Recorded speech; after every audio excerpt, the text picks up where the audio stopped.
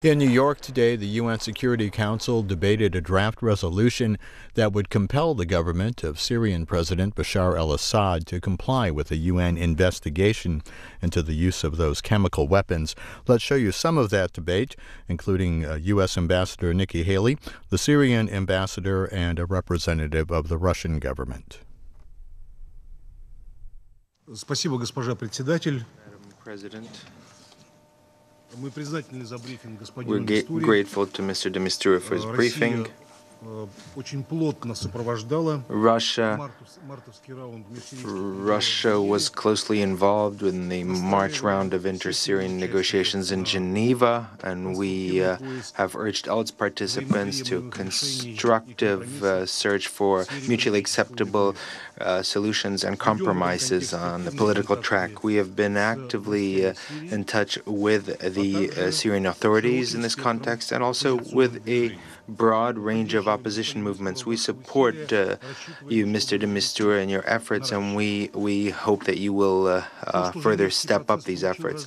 The fact that the Geneva process has been developing and that the parties have been discussing in parallel all the four agreed baskets of the agenda is very important, and the fact that they agreed to some of the conceptual proposals made by you, by your mediation, Mr. de Mistura, all this can be considered as significant achievements. We expect the Geneva process to continue in a sustainable way. There should be no lengthy pauses in it. We had this negative experience in 2016. Mr. de Mistura, you cannot flag in your efforts. You must continue in your work with the Syrian delegations, actively urging them to dialogue and to finding common denominators. But the statement of the representative of Great Britain, Mr. Reichert, showed that the only thing he's thinking of is to complicate your efforts, Mr. de Mistura, to prevent the political process from unfolding, to bring into the Security Council a confrontational attitude, and the essence is, and everyone in the UN knows this very well, that you are afraid. You have been losing sleep over the fact that we might be working together with the United States, cooperating with the United States. That is what you fear. You're doing everything to make sure that this kind of cooperation be undermined. This is precisely why. You look at me when I'm speaking. Don't look away. Why are you looking away? This is precisely why you today didn't say anything about the political process. You didn't even listen to Mr. de Mistura's briefing on purpose.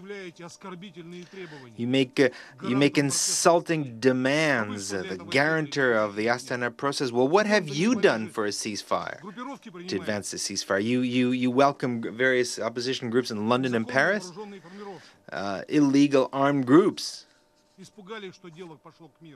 You suddenly were afraid that things seemed to be moving towards peace and a political solution. Basically, you support the interests of armed groups. Many of them have been murdering Christians and other minorities in the Middle East. They've been committing terrorist acts in churches on Palm Sunday. That's whose interests you are advancing. What are you doing?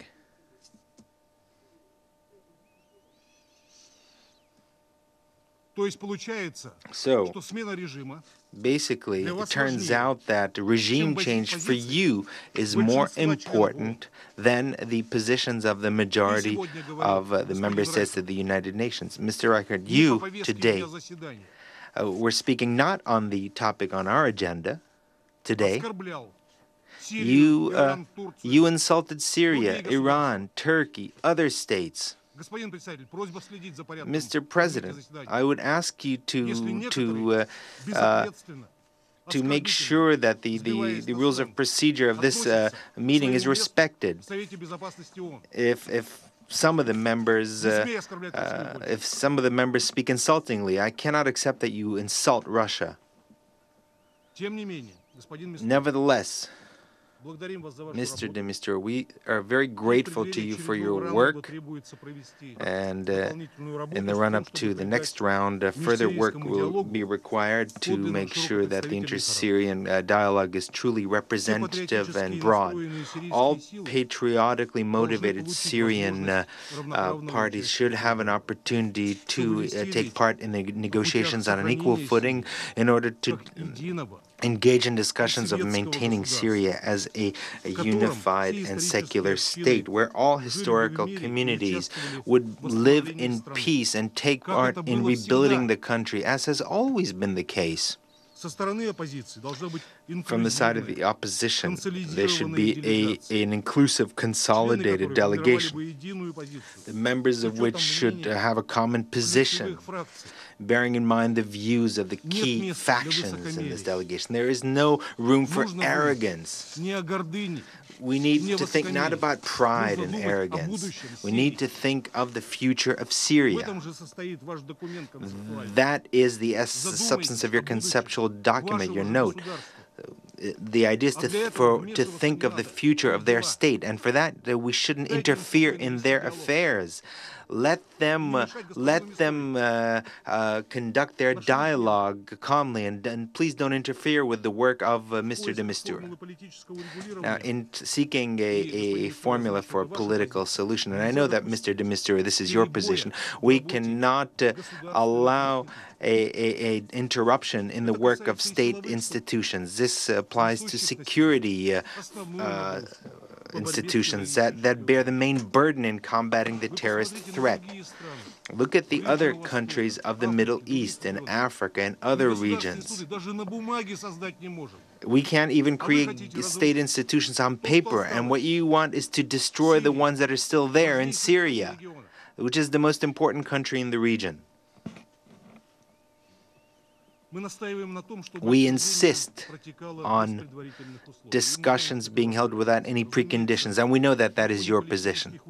Obviously, against the backdrop of political efforts, it is unacceptable that opponents of the government in Damascus try to achieve military progress or advances. As we recall, on the eve of the previous negotiations, the opposition tried to make an advance in various parts of the front, including near the capital, and we hope that such hotheads will be condemned and their reckless activity will not be allowed. So this is what we're talking about.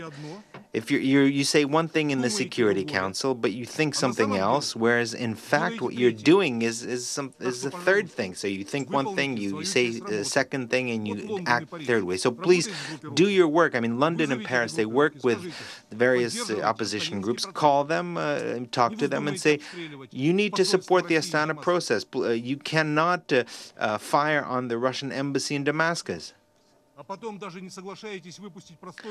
And then you don't agree even to publish an ordinary communiqué, a press release condemning the attack on the Russian embassy in Damascus. In a situation where tensions have mounted due to the missile strike of the United States, the importance of the political efforts has become even more important.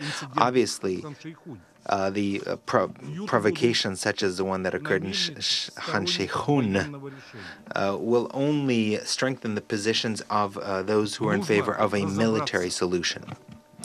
We need to find out the facts, conduct a comprehensive investigation.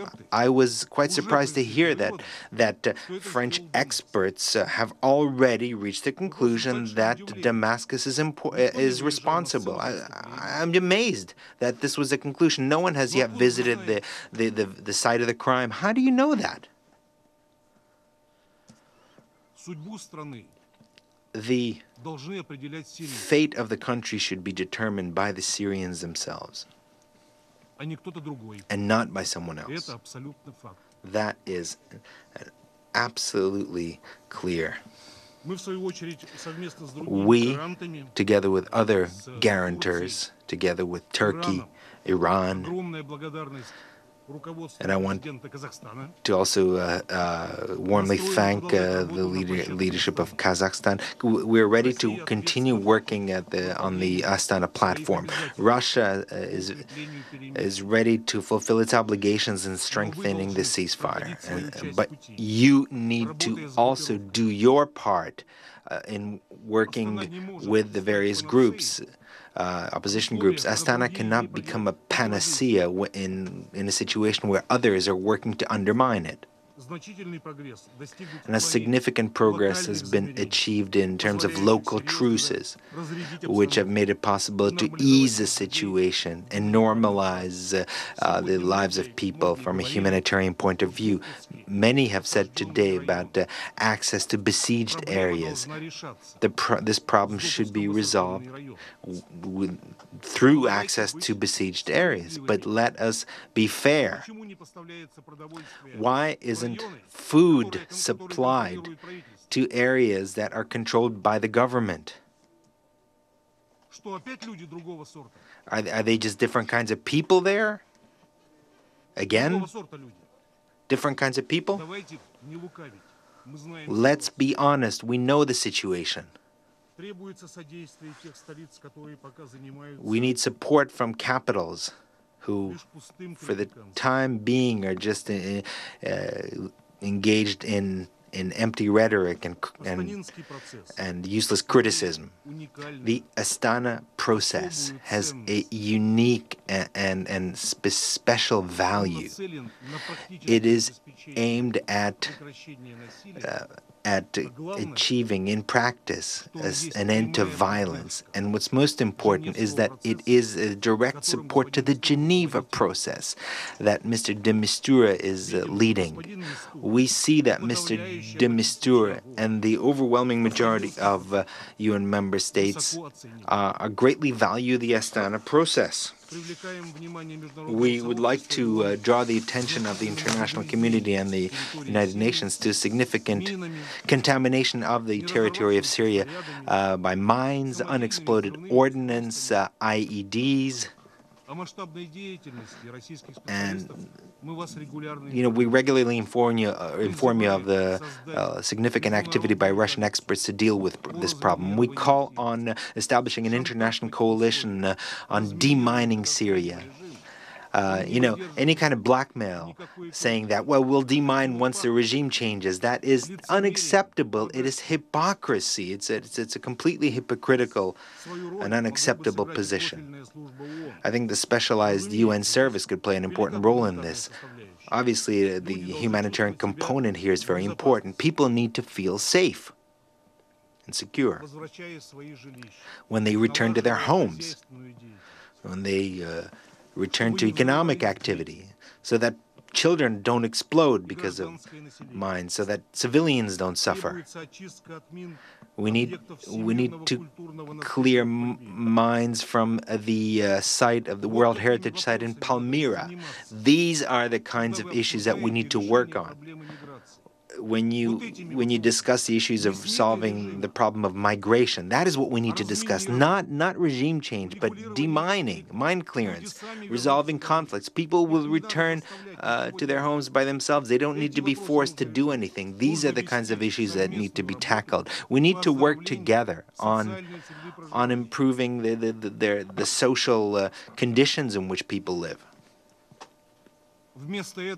Instead of that, international and regional forums are convened where billions are pledged, virtual billions are pledged, without even the Syrian representatives being present. How is this related to statements made here in the Security Council that the fate of the Syrian people is in their own hands? Many are seriously thinking about the future of the post-conflict future of Syria, the return of IDPs and refugees. That would be the most meaningful response to the activity of terrorists, the most important response. But to exclude Damascus, to exclude the representatives of the Syrian Arab Republic from this process is unprofessional, unacceptable, unethical, and arrogant.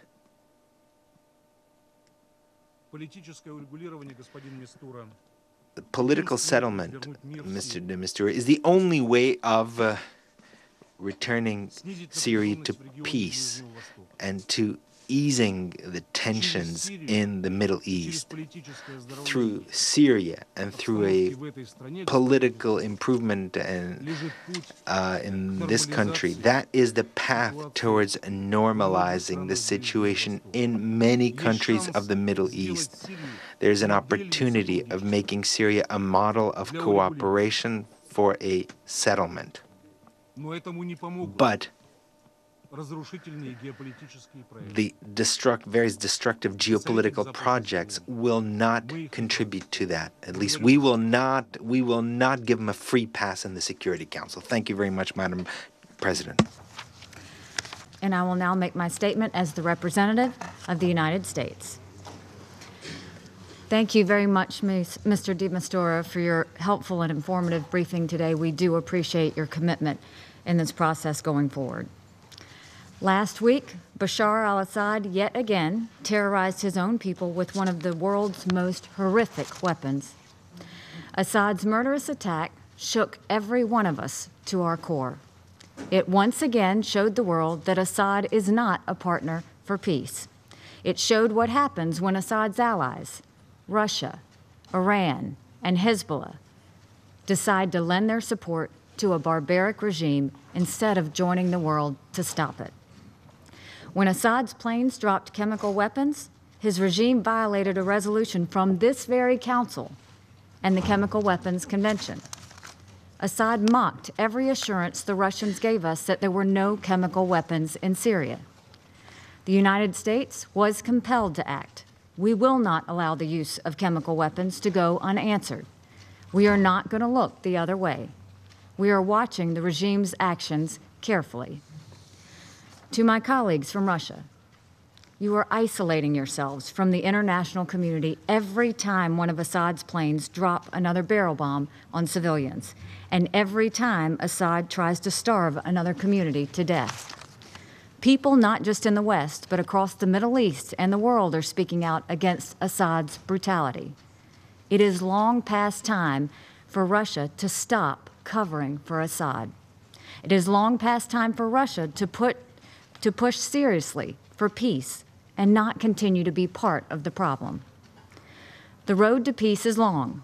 We won't get a political solution overnight, but we can start by working together to actually de-escalate the conflict. For Russia, getting serious about peace starts by fulfilling its commitment to get chemical weapons out of Syria. We urge Russia to use its influence to make Assad actually live up to his international obligations. That means giving investigators who are already mandated through existing mechanisms full access to the bases where the regime launched its chemical weapons attacks and access to anyone who might have been involved. Russia talks about its commitment to a political solution. They must commit to the Geneva talks. Now is the time Russia needs to show the world whether they genuinely want to be a part of the political process. We need to see a real ceasefire on the ground. We need to see a credible political process through which Syrians can chart their future. We need to see Russia choose to side with the civilized world over an Assad government that brutally terrorizes its own people. The United States is ready to do our part. Russia, too, needs to do its part. Getting serious about peace also means we have to be honest about Iran's role in Syria. Iran is Assad's chief accomplice in the regime's horrific acts. Standing next to Assad's generals are Iranian advisors whispering in their ears or giving orders. Standing next to Assad's soldiers are Hezbollah militias with weapons courtesy of Iran and the power to overrule the Syrian military. Iran is dumping fuel on the flames of this war in Syria so it can expand its own reach. This council needs to bring attention to Iran's barbaric acts in Syria. We need to collectively demand that Iran stop. We need to make sure Iran cannot use Syria as a base to keep terrorizing the Syrian people and the entire region. This Council needs to be serious about peace in Syria, too. Month after month, we all repeat the same points in this chamber. We all say there is no military solution to this conflict, but look at what actually happens on the ground. This Council's relevance depends on taking action to condemn those responsible for violence and to hold them accountable for defying this Council's demands. This Council should not just say it's for a political solution, but also actively pressure the parties to prove it. That means adopting resolutions that say what we mean, resolutions that we are all willing to uphold. So what happens next in Syria depends on what all parties choose to do. For our part, the United States will continue to use influence over any party to push for peace. We will encourage our allies to use their influence on any and all opposition groups, too.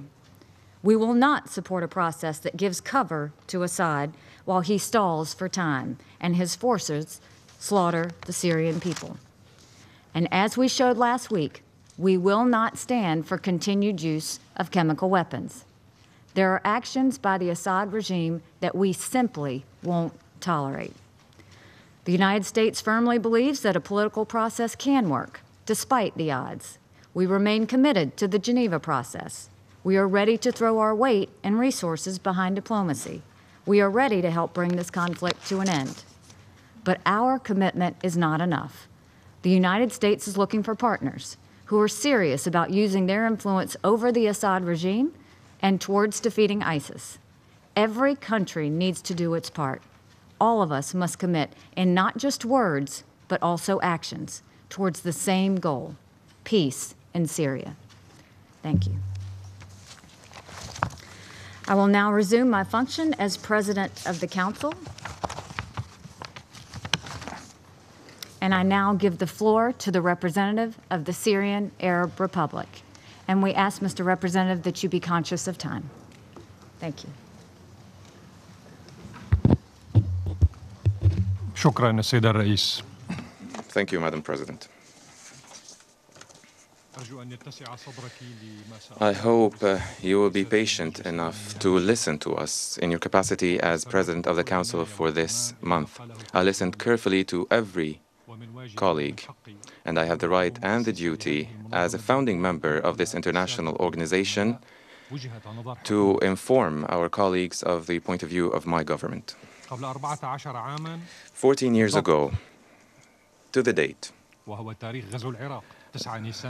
the 9th of April 2003, the day of the invasion of Iraq, a couple of days before, I was sitting in the place of the Italian ambassador, along with the ambassador of my country at the time.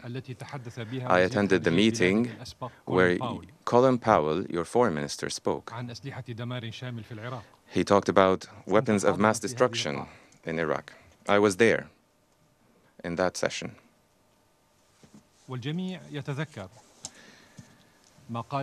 Everyone remembers what the heads of investigative delegations said about weapons of mass destruction in Iraq.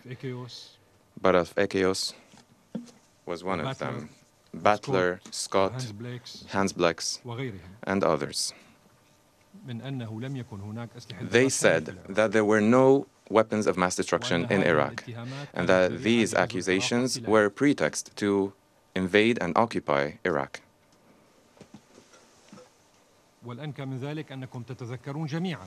And all of you remember, maybe some of you remember, that this council decided at the end of 2008, after investigation into so-called Iraq WMDs was closed, decided to bury the UNSCOM and UNVMIC reports, to overlook these reports and bury them in the ground so that no one can reach, except for the Secretary General. They buried them in vaults, and they said that these vaults would only be opened after 60 years. Can you imagine the secrets in these vaults? Britain's Brexit from the European Union might have encouraged it to look for a new role for it in the world by using an irrational and extreme statements and positions in this council. This reminds us of the criminal role of Tony Blair, his role in the invasion of Iraq 14 years ago, after fabricating the lie of Iraqi WMDs. And after pushing the American elephant to destroy the Iraqi Chinaware, with a brutality that the Iraqi people continues to pay the price for to this day. Madam President, I deliver my statement today after I've been absent for more than 3 months, as I was leading the delegation of the Syrian Arab Republic to multiple rounds of intra-Syrian talks in Astana and Geneva to launch a serious dialogue that would lead to a political solution led by Syrians themselves without any external interference, and that would unify counter-terrorism efforts. 1 week ago, we thought that we would be coming to this meeting to inform you of the progress achieved recently in Astana and Geneva, and to give the necessary momentum and support to His Excellency, the Special Envoy, de Mistura, and to all parties who work seriously to reach a political settlement to the crisis in my country, Syria, and to coordinate our counter-terrorism efforts. Despite this optimism, the U.S. administration decided to repeat the same bloody theatrical play that it had staged 14 years ago in this council against Iraq, a play entitled The Lie of the Iraqi WMDs. Once again, the U.S. administration is taking the terrorist war against my country, Syria, to unprecedented and dangerous levels by switching from a proxy aggression through armed terrorist groups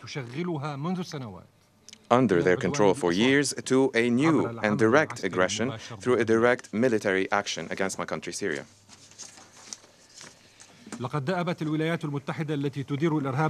The United States has been leading terrorism in Syria along with its allies and agents in the region. It has provided all forms of support to terrorist groups to commit the most heinous crimes against civilians and against Syrian infrastructure.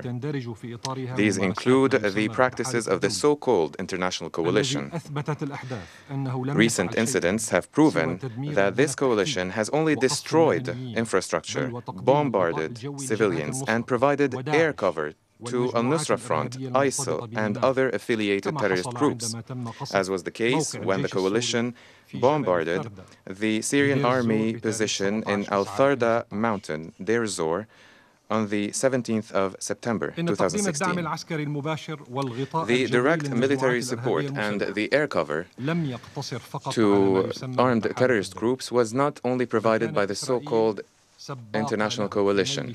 Israel was first to win the honor of supporting terrorism, since terrorist groups, including al-Nusra Front, started their operations in the area of separation.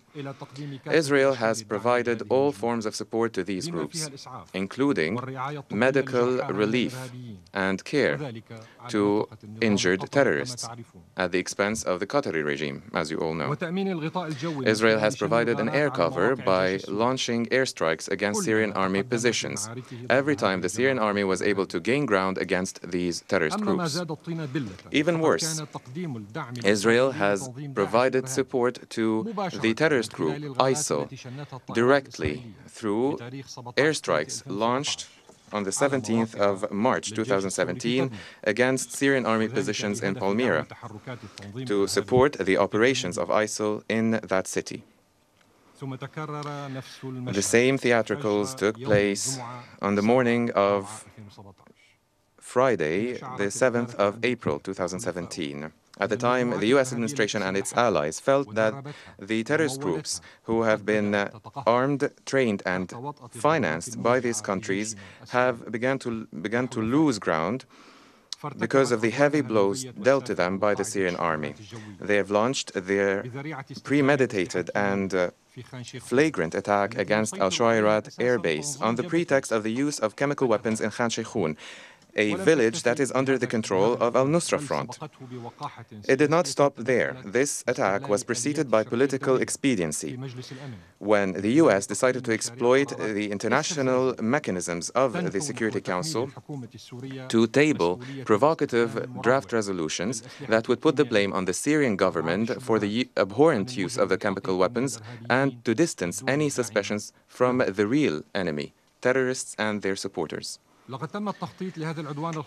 This dangerous attack had been thought through for many months in the back rooms of intelligence agencies in Tel Aviv, Riyadh, Doha, Ankara, Amman, Washington, London, and Paris.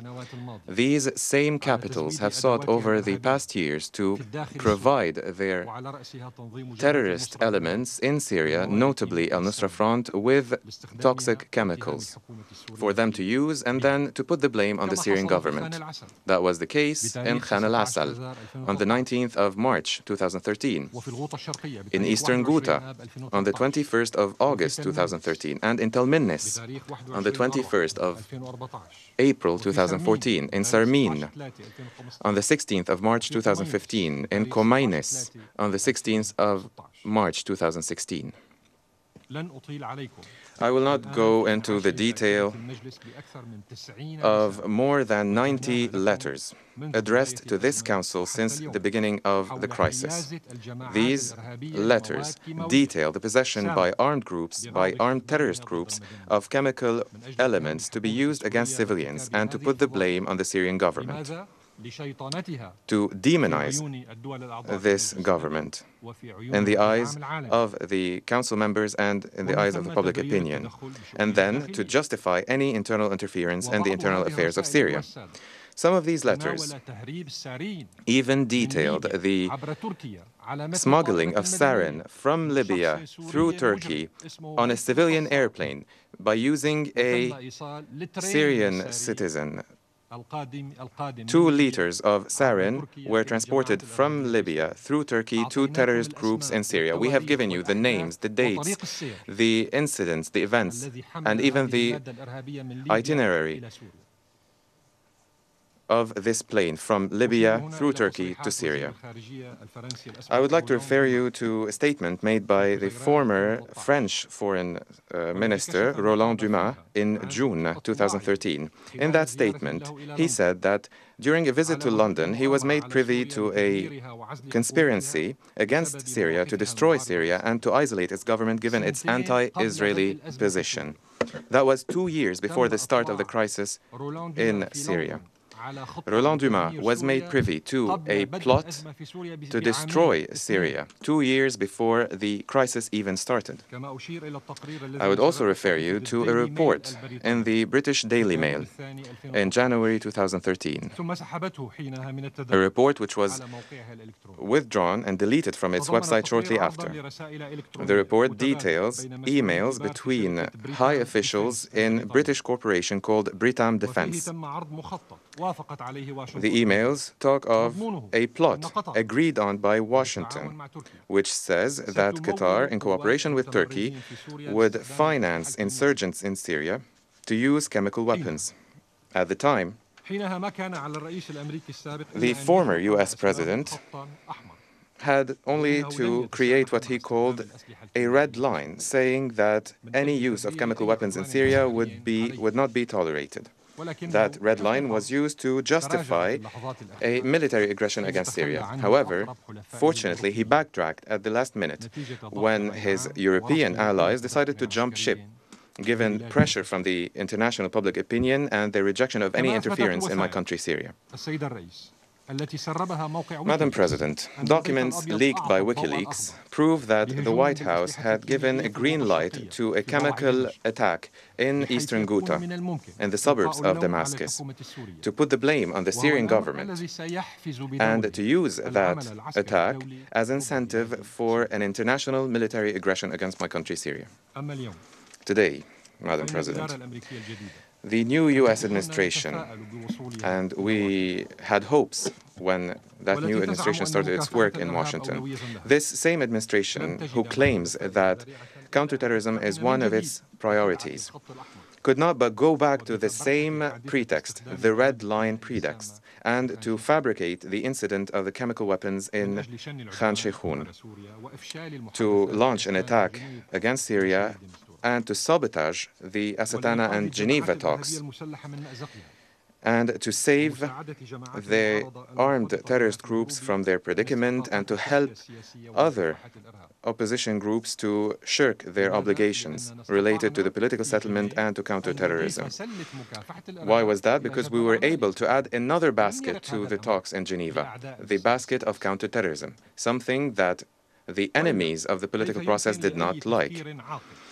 Otherwise, how can a sane and reasonable person accept the lies and the accusations against my country, Syria? Accusations of the use of a chemical weapon that we do not even possess. We do not have this weapon, and this has been confirmed in the statement of the JIM in June 2014 before this exact council. Sigrid Kaag said in June 2014 that Syria no longer had any chemical weapons. Even worse, those who destroyed the chemical weapons at the time were the U.S. ships in the Mediterranean. What a paradox. This comes at a time when the Syrian army and its allies are making great strides against terrorism, at a time when national and local reconciliation agreements are being concluded across Syria, at a time when Astana talks have been able to make progress, stressing, as Mr. de Mistura said, stressing the sovereignty and territorial integrity of Syria, which means border control on the borders with Turkey and Jordan, to stop the flow of terrorists, to end hostilities and to separate armed groups from al-Nusra and ISIL, and to unify counter-terrorism efforts. These are the results of Astana. These results, if implemented, would lead to an end to the Syrian crisis within 24 hours. The attack comes at a time when Geneva talks were able to shape a new vision for a roadmap in Syria, at a time when my country is witnessing a diplomatic détente and visits from different parliamentary missions, including Western parliaments, to inform the public opinion of the real events in Syria and to call for their government's support to Syria in its war against terrorism. I put this question to every person who still resorts to logic and reason and law when trying to understand this blind madness and this brutal appetite to burn my country Syria and the region to the ground and to move with international relations to a new phase of wars and conflicts. And let me remind you that only terrorism, extremism, hatred, the military might and the law of the jungle will be the only victors of this war. My country has sent to you and to other members of the Council a letter inviting you and inviting the Director General of the OPCW, inviting him to send a technical mission to Khan Sheikhoun and to Shuayrat Air Base to uncover the truth. Which means that the Syrian government wants to know who used the chemical agent in my country, Syria.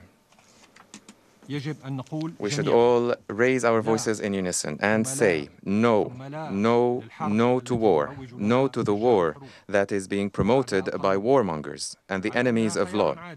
They say that this is business as usual. They say that while they sit comfortably in their homes enjoying their privileges, their revenues, and their arrogance. Madam President,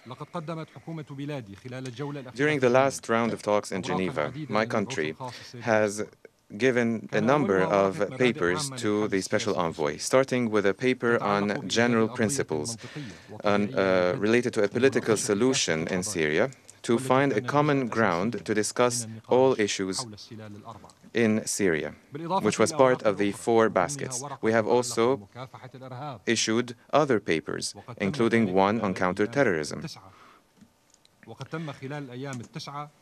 Over the 9 days of negotiations, we have discussed all these items on the agreed agenda. However, unfortunately, we did not find across the negotiating table a serious partner committed to counterterrorism and to a political solution. And there is also the problem of the multitude of oppositions, no one unified opposition. My country rejects all attempts by the United States, the UK and France to sabotage the efforts of the Special Envoy and to block the Geneva and Astana talks. We have engaged seriously, patiently and responsibly in these talks because our people hold us historically responsible for defending our country and stemming the bloodshed.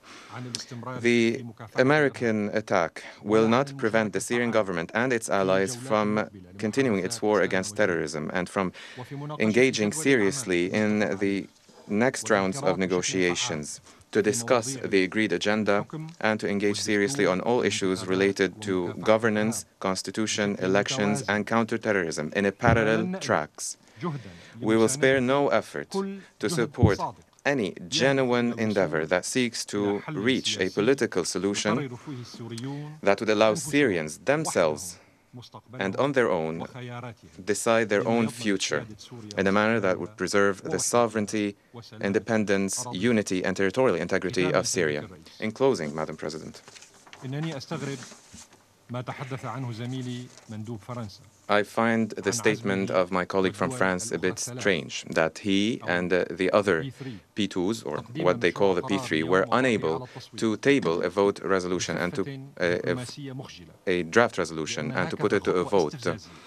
This is a shameful diplomatic act. It is a provocative act that did not wait for an honest and independent investigation by the JIM.